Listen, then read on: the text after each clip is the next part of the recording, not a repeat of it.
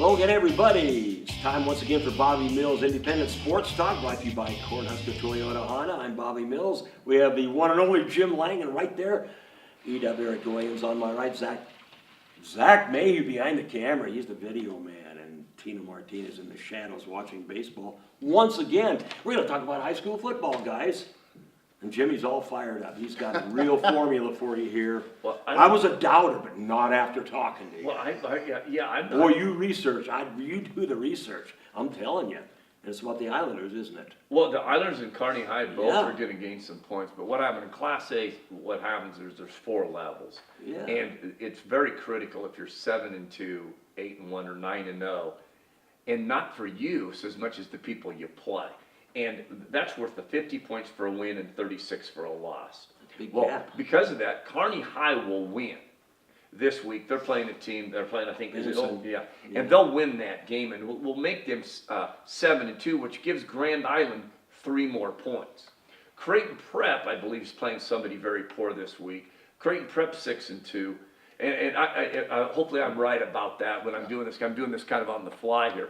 But I think they're all projected as a winner. And the Papillion is a team that is, I believe, is 2-6. But they're going to win, and they're going to go to 3-6, which puts them up a level. Well, it looks to me like Grand Island and Kearney are going to gain 9 points apiece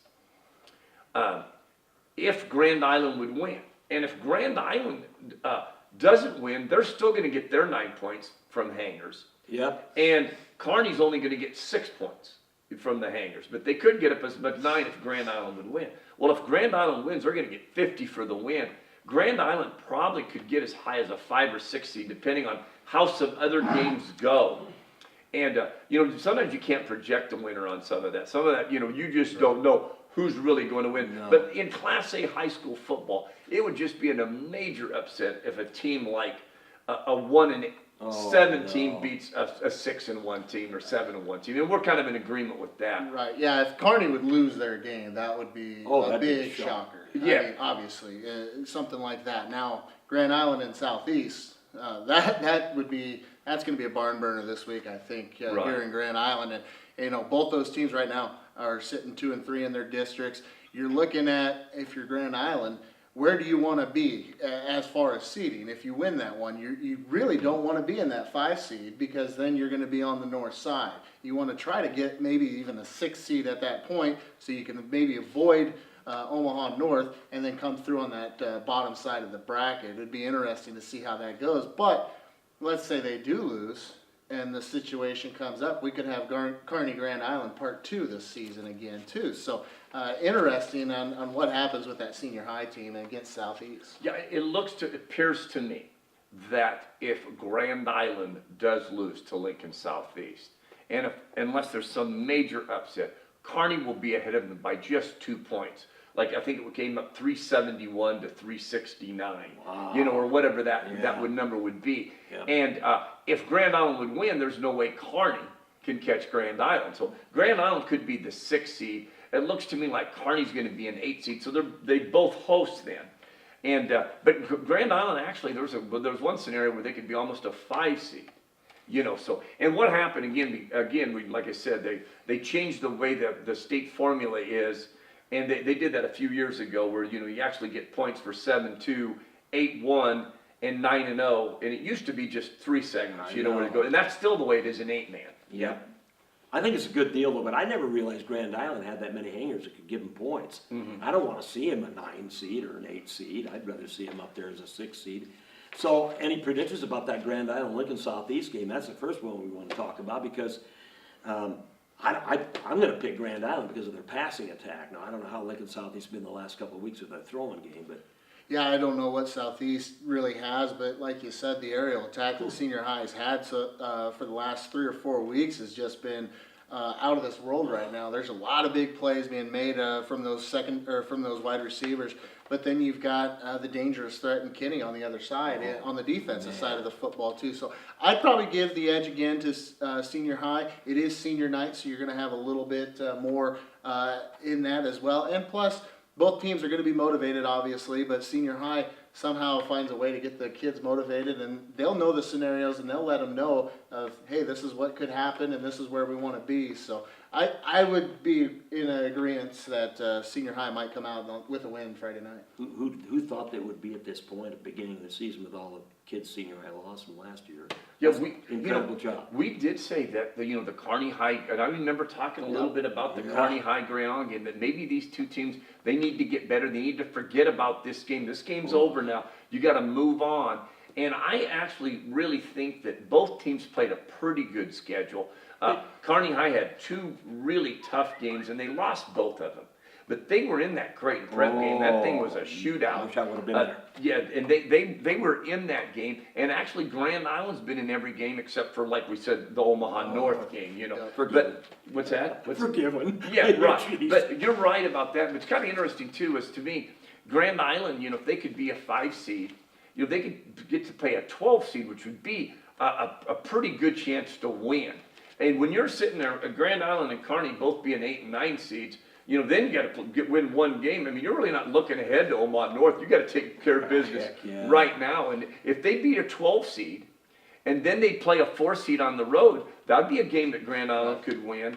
Or a 3 seed, the Grand Island could beat that. So yeah, it's possible, but like you said, you want to avoid Omaha North. Right. Everybody's trying to avoid. Well, and that. you look at that potential maybe 12 seed. Lincoln East, a team that played you very tough at home, has a potential of possibly sneaking in there and be in that spot to where that'd be a tough one to come back with. At home, obviously, you'd be hosting Lincoln East, but that's a good team that, if it wasn't for the 4 interceptions, probably beats you on your own turf, and that'd be a heck of a rematch just to open the tournament. Great point. And Lincoln East is that hanger we're talking about. They're 4-4. They go to 5-4. That will be a 47-point win for both Kearney and Grand Island. They both need Lincoln East to win. But like I said, they're playing a team that I think's 1-7, and I could look that up here on my phone since I'm cheating here. I can't remember all these games. I think East is favored just like... They're playing Bellevue East, who's 1-7, and so there's some other games out there. Kearney's playing a 1-7 Omaha Benson. But see, that's 6-2 Kearney. That'll make them 7-2, and then that gives Grand Island 3 extra points, and all the people that played Kearney get 3.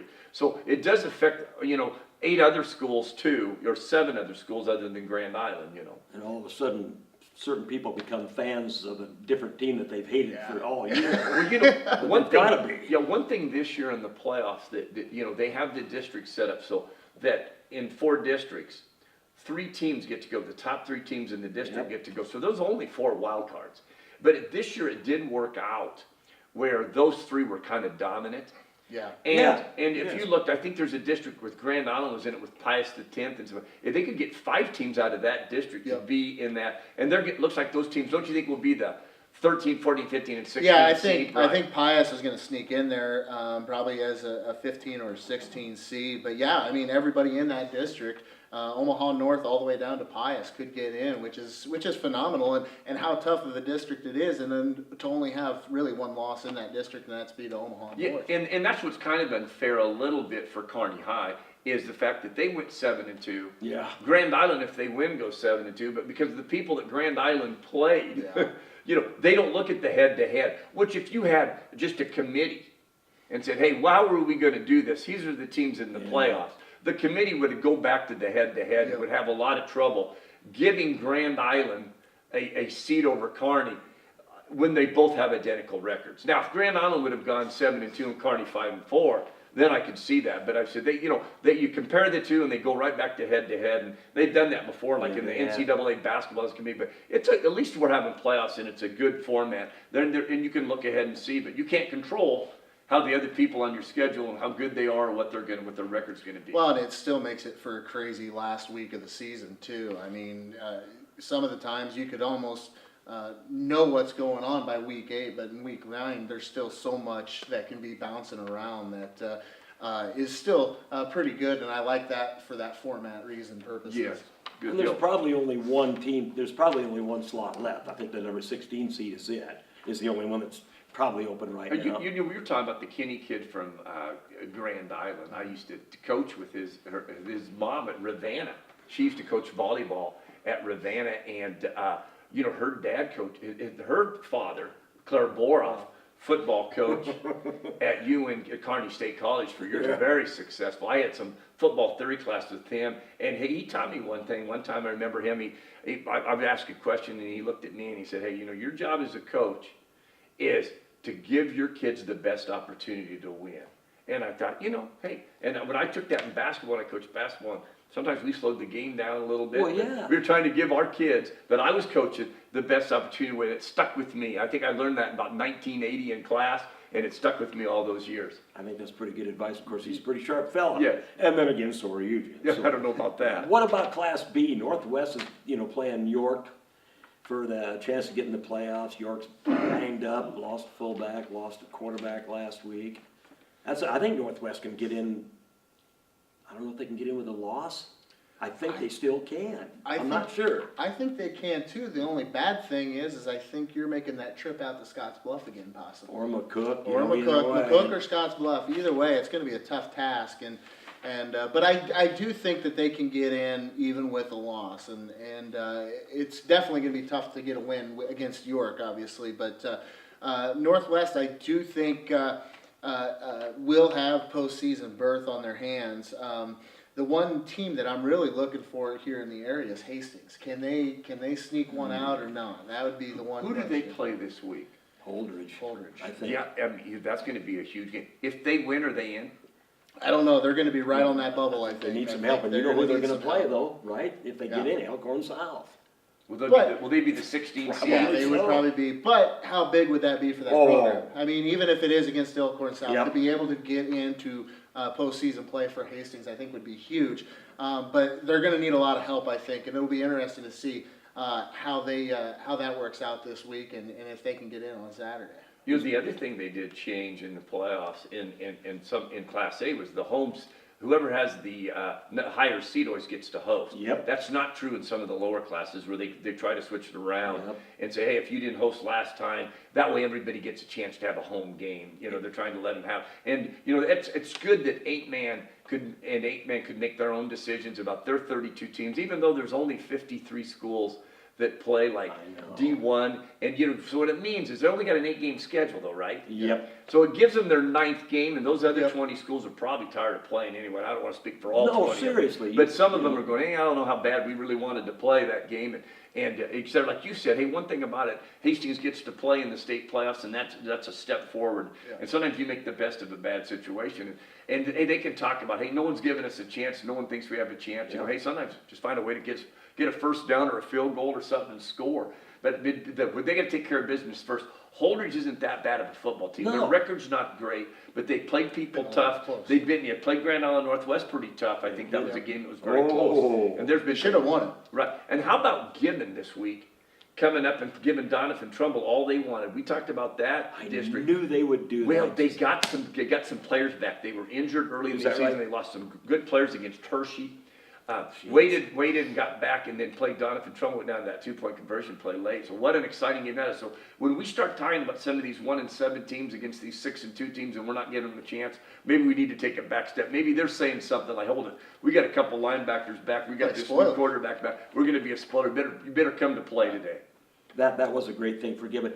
And like in Class C1, how about St. Paul and Central City in C2? We'll get to that. In Class C1, this looks like the best field I've seen in years, with both Wahoo and Wahoo Newman, who are playing each other on Friday. But you have both at Wahoo Newman, and of course Aquinas, who beat Wahoo. And three teams that I like are Kearney Catholic, Arlington, and O'Neill. Those are three teams that I don't know. I wouldn't want to draw any of them in the first Well, I round. guarantee you, I don't know that much about Arlington, you do. Oh, yeah. I do know enough about O'Neill, I do know Oh, enough yeah. about Kearney Catholic. I get to referee Friday, an exciting game, it's between Lakeview and Ord. And I know at the beginning of the year, they didn't know for sure if they were gonna get in, but it looks like now the winner of that game's gonna get in the I think playoffs, you're you know? right. And, you know, they didn't have an easy schedule, they had to compete week in and week out, both those schools Oh, did, you know, God. get as good as they could, and hey, they're really looking forward to hey, this Friday night football game, and I'm looking forward to it too. Oh, that yeah. should be, Yeah. that could be overtime, and that's just Yeah. exactly, as an official, what you wanna do, is Yeah. have go 6 overtime. Yeah, you would, but Oh, but how that's cold is it gonna be? I always thought, yeah. But Thursday I get to referee Eustis Farm Arapahoe, and I think they're both gonna get in, but I think the winner might get to host. So yeah, so Those are both two Yeah. good teams, and I Good. can't pronounce the running back's name for Eustis Farnham, but he's over 1,000 yards. Bastianos or something, a nice Polish boy, so. How about C2? Anybody think that, St. Paul will be this good? They play Central City tomorrow night up there for that district title. I think they'll both get in. I don't know how high St. Paul will be, but man, Well, I tell you what, you talk about St. Paul, and St. Paul's a team that a week before the season started, they asked a kid to be a quarterback, and he'd never played the quarterback position before. Wroblewski did? Yeah, Didn't he? Wroblewski Oh. didn't even know how to play the quarterback position. Jeez. They asked him to play it, and they're off to the start that they had, and the record they've got. And I gotta think, if they would lose to Central City, how much are they gonna kick themselves with the Centennial loss? I mean, they had Centennial on the ropes, and could have beaten an undefeated team, but then let that one go, and then now they've got Central City in a tough one. if I might be mistaken, but I've got Centennial as high as a number 2 Yeah. seed, and so that's pretty good, and they've got a good sophomore quarterback in that Wyatt Ehlers, but man, they should have beaten. They should have beaten. beaten them over there. what's kind of interesting about that, we were talking about the playoffs and stuff, is Kearney Catholic is really taking care of the Nebraska schools. They went into Kansas and got beat by a team in Kansas. We have no idea, except there's just what Kearney Catholic tells you. But that team was pretty Oh, good to they compete with were. them. And so they're kind of a sleeper too. And, like you said about St. Paul, I'm trying to remember this game. You guys can help me out maybe. But did somebody like Valentine come into St. Paul and the game kind of switched in the fourth quarter It quite did, a bit it early? did, About exactly. week 2 or week 3? And was Valentine winning and then St. Paul came back, or was it the other way around? You guys help me out on that. Well, I know I we're think live, it's- we're live, we better shut that camera But- off and look it up. I think it did, and then I think Valentine retook control. But I Okay. think St. Paul was in that game, and now Valentine's gonna get a high seed too. Right, so you're talking about St. Paul had a couple games this year, where they almost ran the table, Yep. so right, yeah, so, yeah, hats off to St. Paul, yeah. And St. Cecilia probably isn't gonna make it, it's, one of those things, but, boy. And Aquinas, of course, isn't there to dominate things, so Battle Creek and all the rest of these people have a chance to get that wide open field. Now, 8-man, you guys looked at 8-man pretty close, and of course, like Jimmy said, there's probably 44 teams. There's 53, 32 are in. Okay, Yeah, yeah, and and- then there's probably only 44 if you subtract the teams that are ineligible for the playoffs. Oh, yeah, you might be right. Yeah, that's a good Nebraska point. Christian and all those guys, Neely, Oakdale, and Yeah, like, so- okay, we've got 44 teams battling for 32 spots, so everybody's got a pretty fair shot. Out that direction, a little bit west of where I'm at, Kearney, Elm Creek's got a really good team. Oh. They're gonna play South Loop, it's Callaway Arnold. What a And they're game. they're both undefeated. And it'll be interesting to see that. And then there's Twin Loop, that's Sargent area, in Luke County. Mike And- Cozio, Yeah, and they had a couple tough years. After winning the state championship, they really had some tough years. But it used to be Sargent only, at that one time. And now, but, I guess, it'll be interesting to see how some of those teams play. And then Loomis, we talked about Loomis, in D2. And SEM, beat Pleasant in 41-40 and got themselves in that position a couple weeks ago. Yeah. So, it'd be interesting. I know Pleasant plays Litchfield and Ansley. And I think if Ansley loses, I think they're still gonna get in, but I think Pleasant needs to win to get in. So, there's some big games this week, and some of those are Thursday. Ricky's got a young team up at Pleasant. Yes, I he think they're does. little guys, but they still compete. Yeah, they got some nice running backs. They got some skilled people. That's good, but the 8-man thing, you still got the same people competing in, Falls City Sacred Heart, Humphrey St. Francis. I don't know if anybody beats BDS. I'm gonna go to a game Thursday night, BDS and Lawrence Nelson. That should be one. Both winners of their districts. They're thinking, why do we play each other the last game of the season? Because BDS will beat up on you. They'll beat you. They'll beat up on you. So there's some terrific games. And I think when does 8-man start? Is it next, Thursday? What is it, Thursday, Wednesday, Tuesday? Yeah, Thursday, Wednesday, Tuesday, and I believe then they play on that Monday, don't they? You Yeah, know? Monday and Tuesday, yeah. Right, in the Class C1, C2, B, and A, they just play Fridays. Yep. All Straight the way on through on Fridays. And one thing about that 8-man one, you know, they have some afternoon games there. I love it. You know, I mean, you'll play some afternoons because of distance they travel and I et know. cetera. Hey, not a bad idea. It's 3 o'clock is a lot warmer than it is right now. It's Well, 7:30 at night. Have you ever rep back-to-back 8-man games, but had time to go do two? Oh, yeah, do it all the time. In fact, Wow. look forward to it. Wow, that can be a little rough, can it? Yeah, in fact, someday I'd like to do 3. Wouldn't that be something? Yeah. I did catch 3 one year, but as far as officiating it, Yeah. wow.